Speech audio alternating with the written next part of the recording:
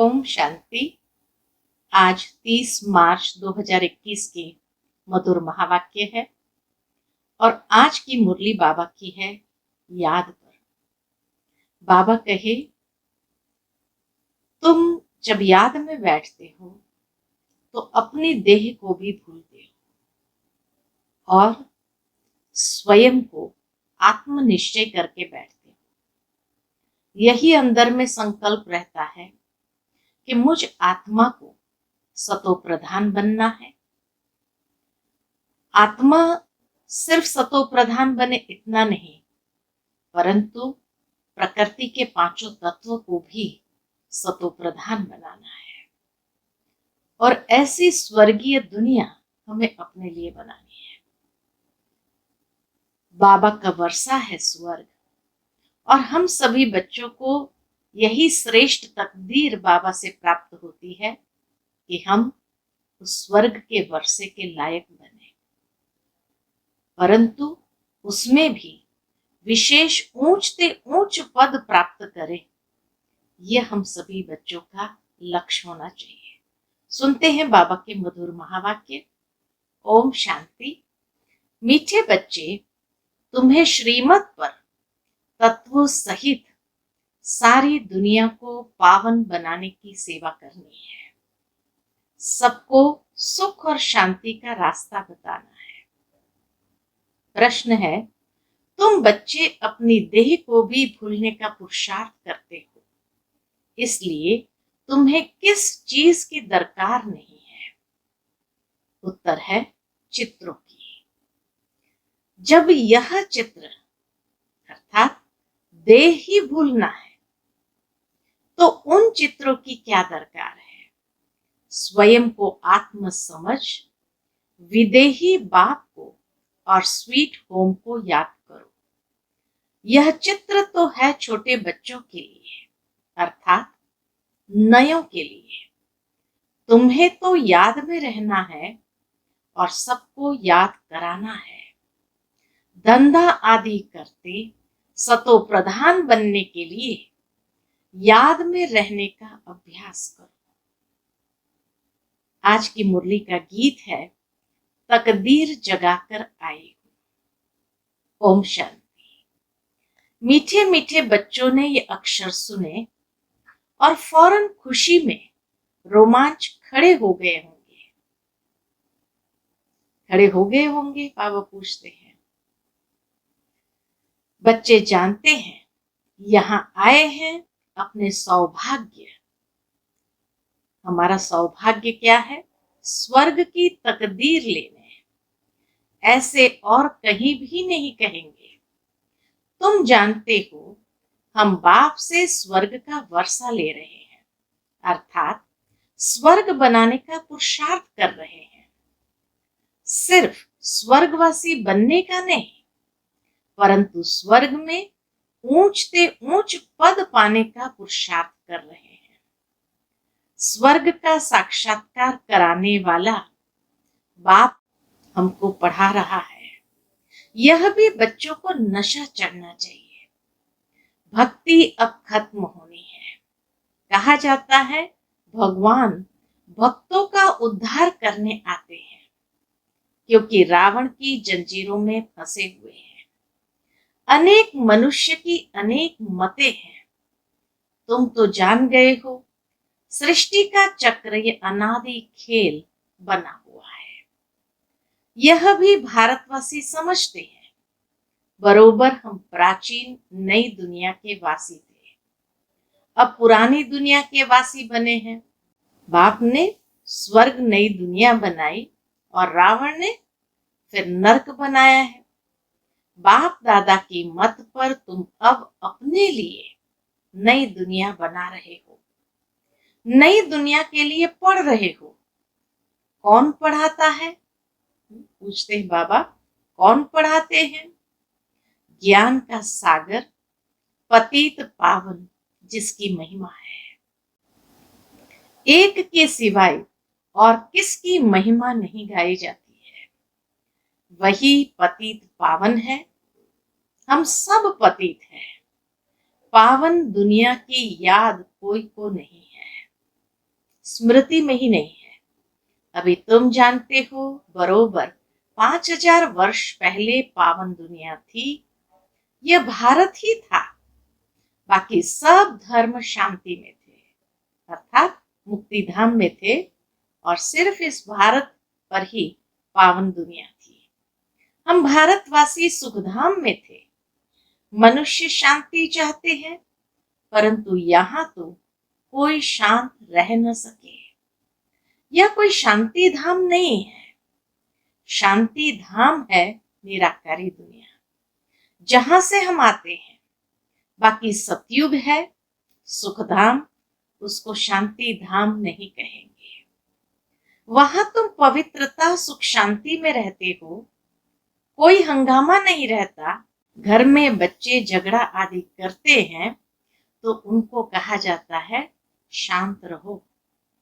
तो बाप कहते हैं तुम आत्माएं उस शांति देश की थी, अब झगड़ालू देश में आकर बैठे हो। बात बात पर झगड़ा होता रहता है। यह बात तुम्हारी बुद्धि में है।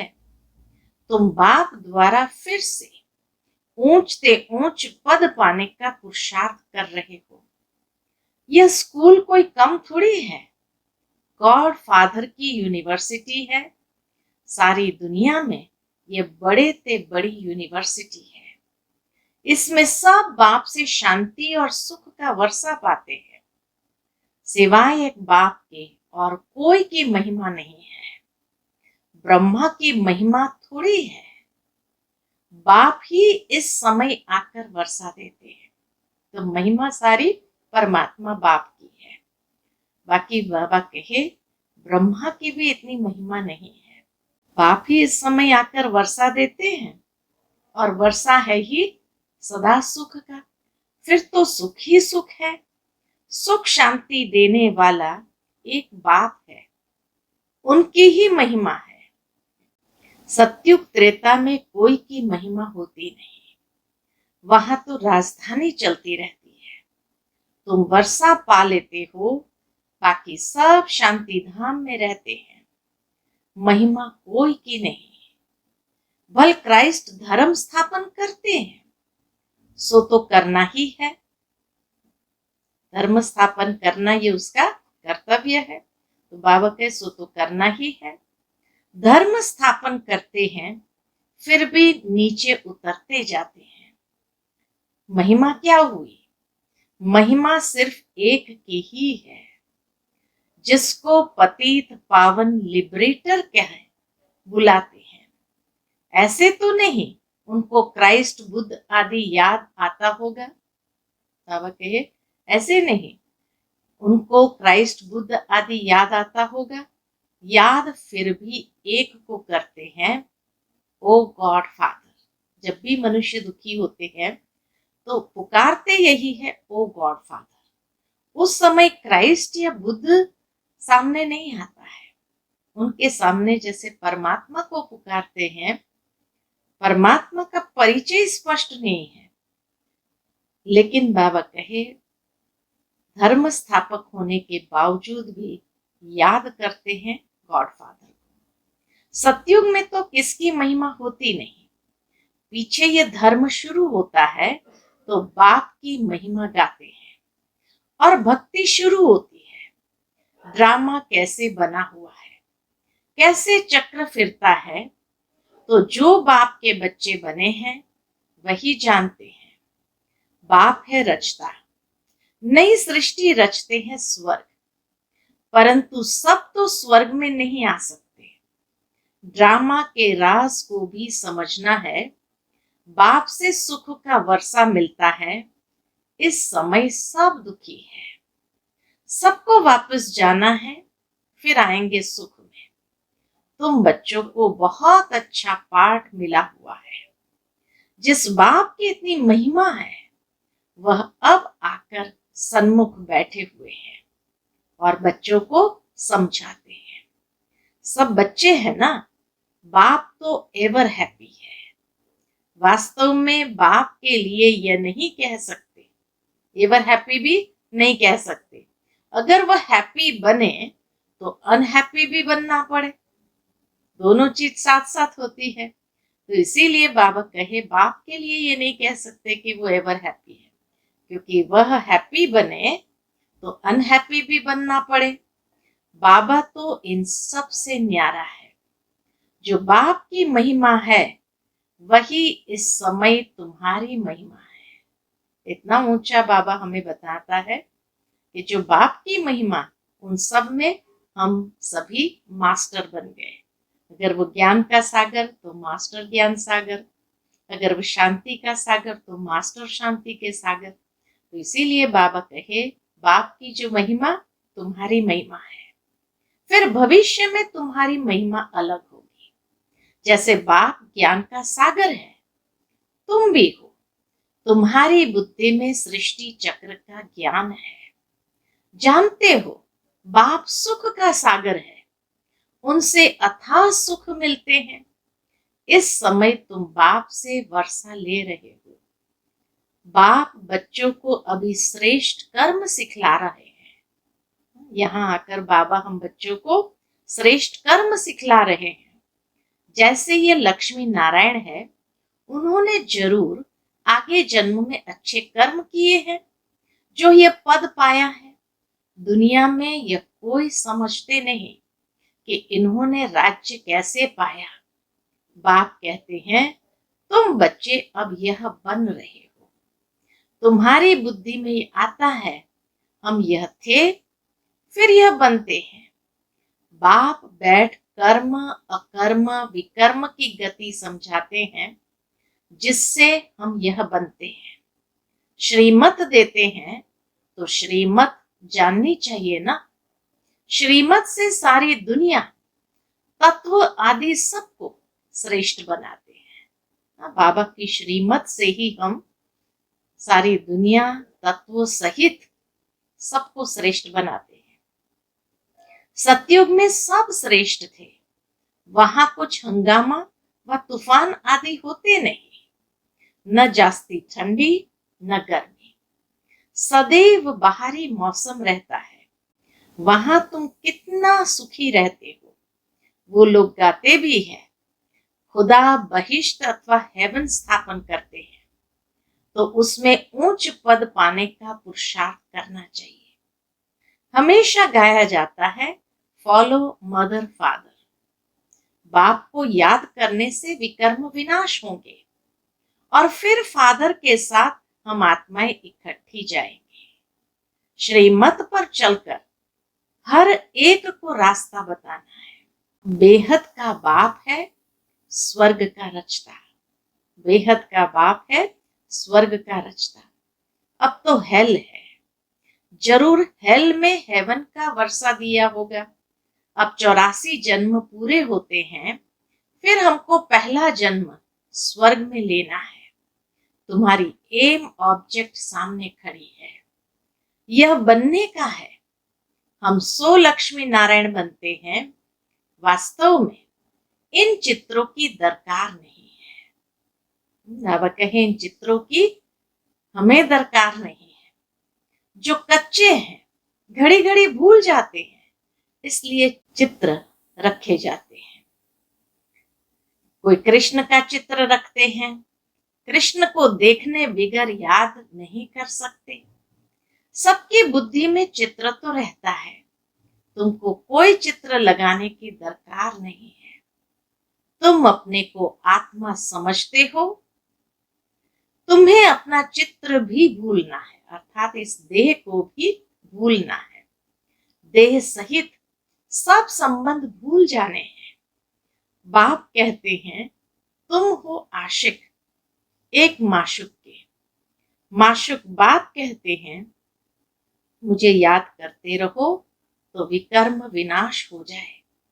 ऐसी अवस्था रहे जो शरीर जिस समय छूटे तो समझे हम इस पुरानी दुनिया को छोड़ अब बाप के पास जाते हैं।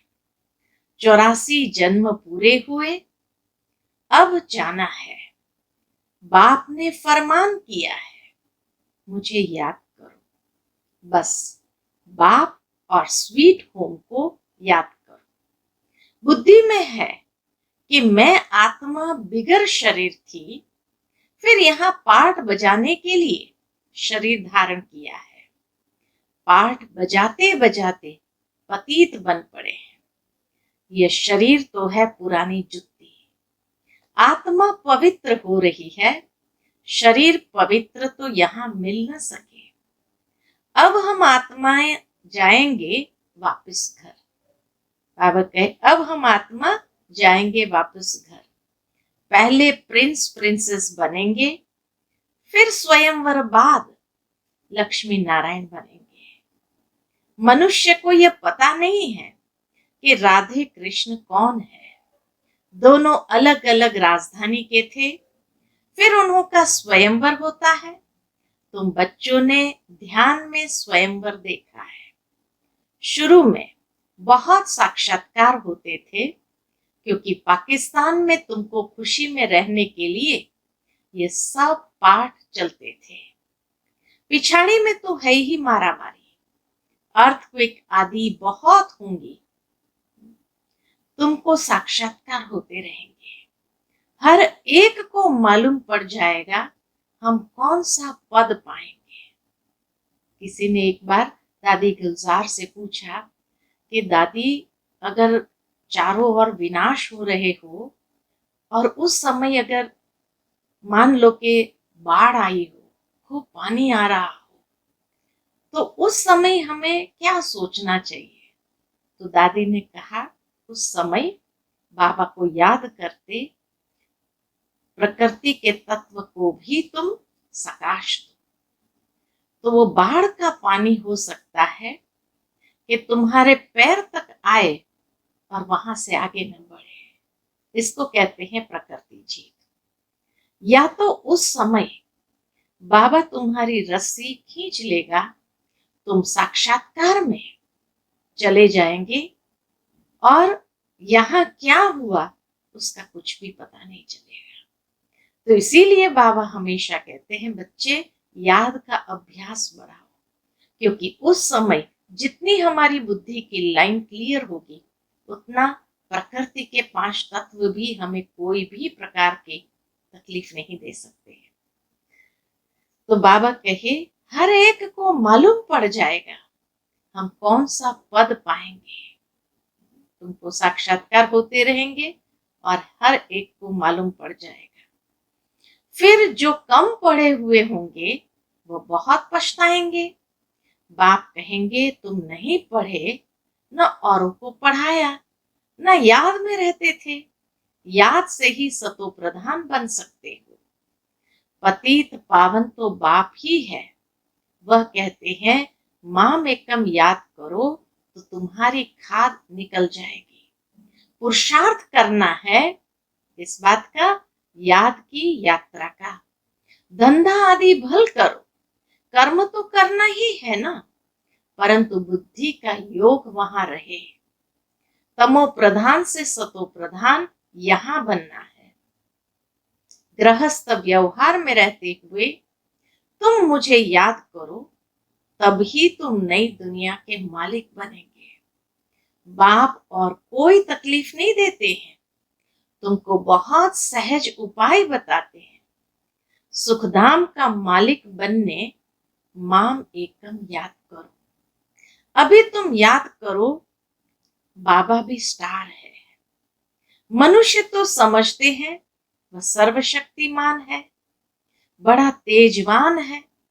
बाप कहते हैं मनुष्य सृष्टि का चैतन्य बीज रूप हो।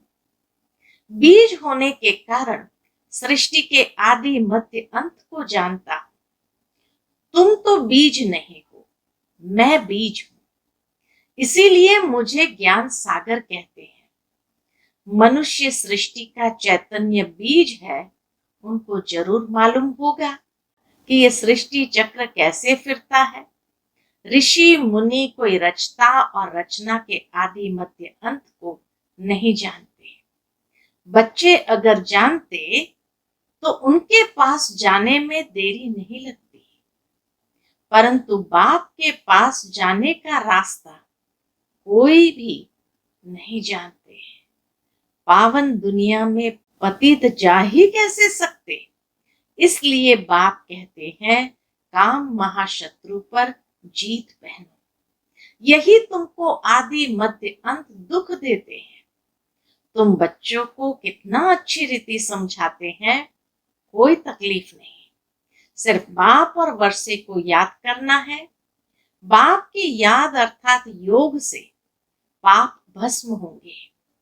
सेकंड में बाप से ही बादशाही मिलती है।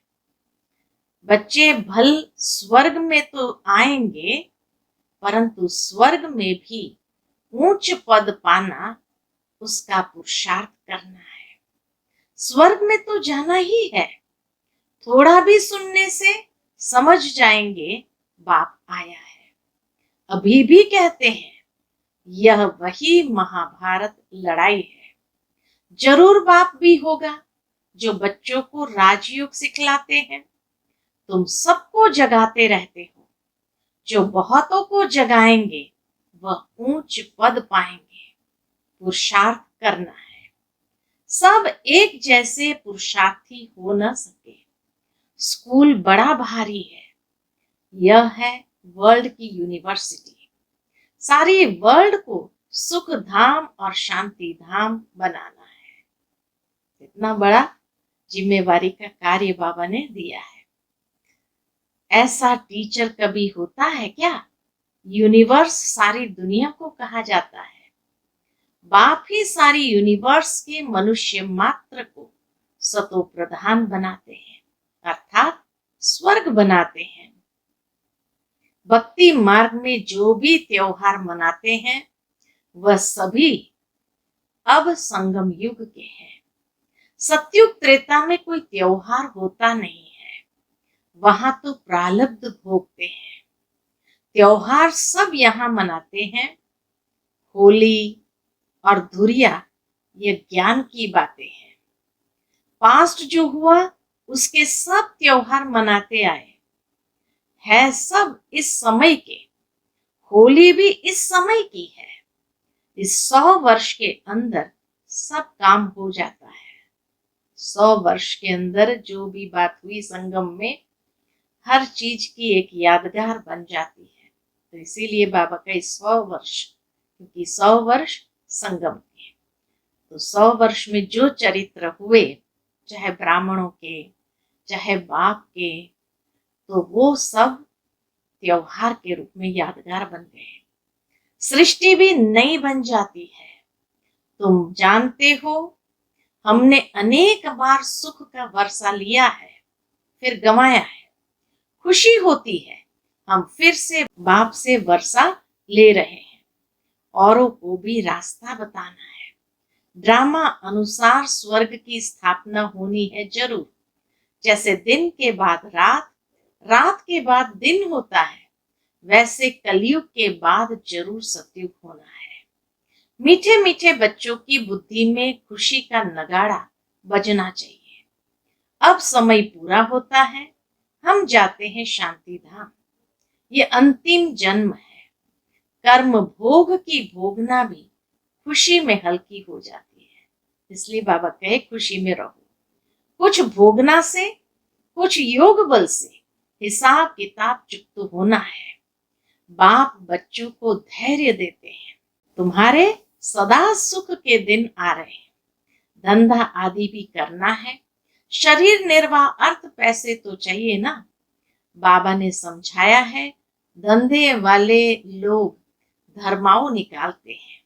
समझते हैं जास्ती धन इकट्ठा होगा तो बहुत दान करेंगे।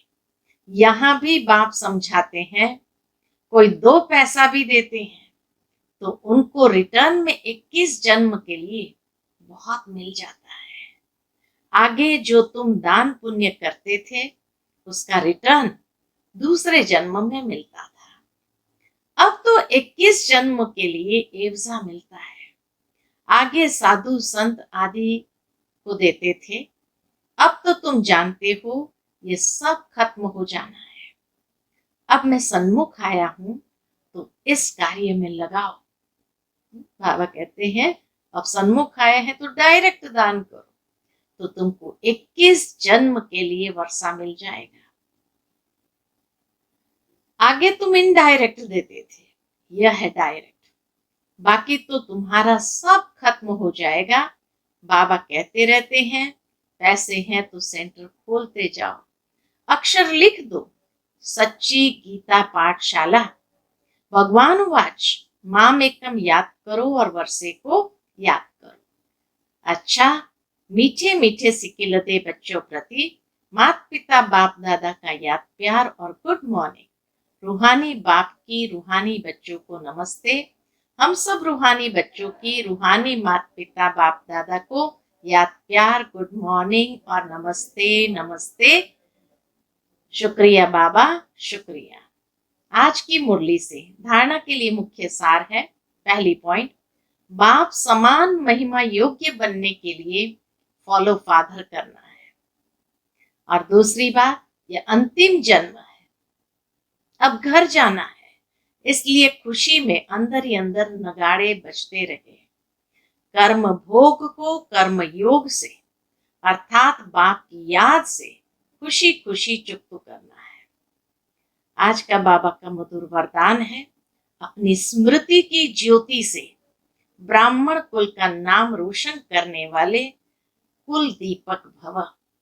अपनी स्मृति की ज्योति से ब्राह्मण कुल का नाम रोशन करने वाले कुल दीपक भव।